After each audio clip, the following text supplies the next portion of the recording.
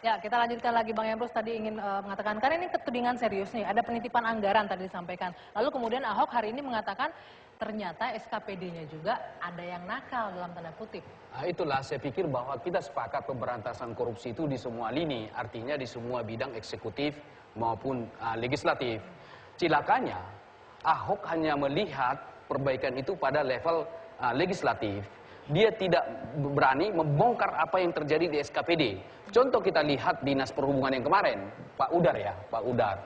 Ada kasus pada saat itu Jokowi sebagai gubernur kita. Artinya apa yang mau saya katakan bahwa idealnya kalau kita ingin membersihkan korupsi itu atau sesuatu yang baik, yang jelek itu harus dari dalam dulu lah. Rumah kita sendiri dulu kita perbaiki. Karena apa? Suatu contoh, misalnya di dinas-dinas, ya SKPD dan lain-lain sebagainya. Bagaimana inspektorat datang ke suatu kegiatan atau pemerintahan di tingkat-tingkat kelurahan misalnya. Ada apa di sana? Nah, idealnya Ahok membongkar ini dulu sehingga bersih dulu rumahnya. Kemudian saudara saya dari Fitra tadi mengatakan bahwa ini kebiasaan dan lain-lain. Artinya itu adalah opini yang common sense. Karena persoalan kalau misalnya soal korupsi, persoalan anggaran sudah bicara soal kuantitatif.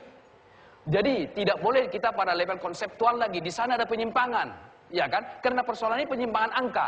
Beranikah saudara dari Fitra menunjukkan ini angka penyimpangan yang dilakukan? Nah, kalau itu kita setuju.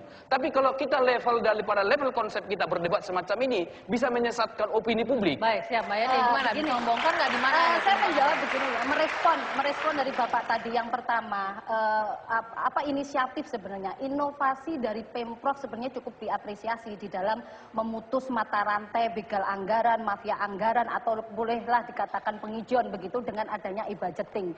E-budgeting ini sebenarnya bentuk dari akuntabilitas publik terhadap pengelolaan APBD untuk bisa dikawal sebenarnya sejauh mana usulan-usulan inisiatif dari Pemprov itu dibahas sampai sejauh mana. Nah, itu yang pertama.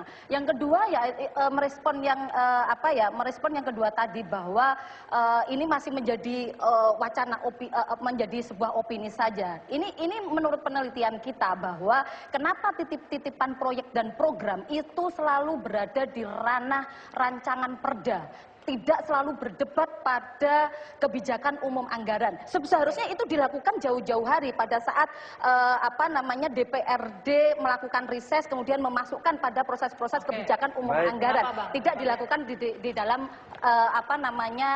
rancangan perda, karena rancangan perda wilayahnya tidak menitipkan program.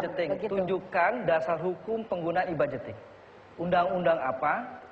Peraturan apa, pasal berapa, berapa. E-budgeting, ini yang sedang kami persoalkan. Bukan persoalan tidak dan tidak, tetapi yang menjadi titik kritis kita seperti ini. Yang menjadi coba tunjukkan pasalnya. Ya, coba saya respon. Yang menjadi titik kritis kita seperti ini. Ada yang dianggap oleh kawan-kawan DPRD bahwa e-budgeting itu tidak ada payung hukumnya. Itu kita anggap fatal, itu kesalahan. Karena di dalam Undang-Undang 23 tahun 2014 di pasal 391 ayat 1 dan ayat 2 mengatakan adalah sistem informasi pembangunan daerah dan sistem pengelolaan keuangan daerah. Sedangkan sistem pengelolaan informasi daerah itu adalah sistem informasi yang dikelola oleh daerah. Di pasal 394 sistem informasi itu harus diinformasikan. Ada di dalam undang-undang pemerintahan daerah. Menggunakan istilah e-budgeting kan? Kami apresiasi sekali dalam rangka transparansi anggaran menggunakan e-budgeting. Itu diapresiasi. Cuma masalahnya penerapan e-budgeting itu. Sekarang pertanyaannya DPRD mau bersih nggak? Kalau mau bersih e-budgeting dimasukkan, kenapa nggak mau diterima? Mbak Yani, Bang Anton sebentar kita dengarkan dulu penjelasannya. Silakan, silakan. Sebentar, saya ingin sampaikan dulu. Saya ingin klarifikasi dulu. DPRD tidak menolak e-budgeting, tidak. Haji Lulung katakan kita nggak mau terima. Bukan, salah tangkap. Itu udah diajukan. Salah tangkap. Salah informasi. Jadi gimana? Salah saya dia katakan ini belum punya payung hukum, kita nggak mau terima. Salah persepsi. Itu loh. Jadi yang benar kalau salah persepsi berarti korannya salah, TV juga salah. Yang saya maksud bentar pengaton. Sebentar Pak Anton ya. Terus yang kedua itu, tadi dikatakan Bapak rumah bersihkan dulu. Sebentar. Iya kan? Sebentar Pak Haji. Anton, nanti kita akan masuk ke sana. Sebentar, kita dengar penjelasan dulu dari Mas Syarif, silakan. Ibadjeting saya jelaskan. Di dalam kajian kita tidak ada satupun ya kan mengatakan itu harus pakai ibadjeting. Itu dulu.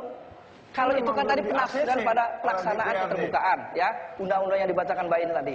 Nah, masalahnya seperti ini. Ibadjeting harusnya diterapkan setelah pembahasan.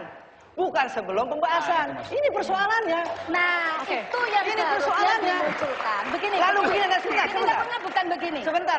Yang belum selesai. kita kritisi Mbak Yani, sebentar, kita dengarkan dulu. Lanjutkan.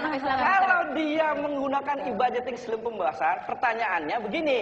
Untuk apa draft APBD yang segini diserahkan DPR untuk dibahas kalau sudah dikunci? Persoalannya di situ. Artinya nggak bisa nitip-nitip anggaran lagi gitu? Bukan soal itunya, bukan soal itu. Bagaimana untuk dibahas, dirubah, ditambah dan dikurangi?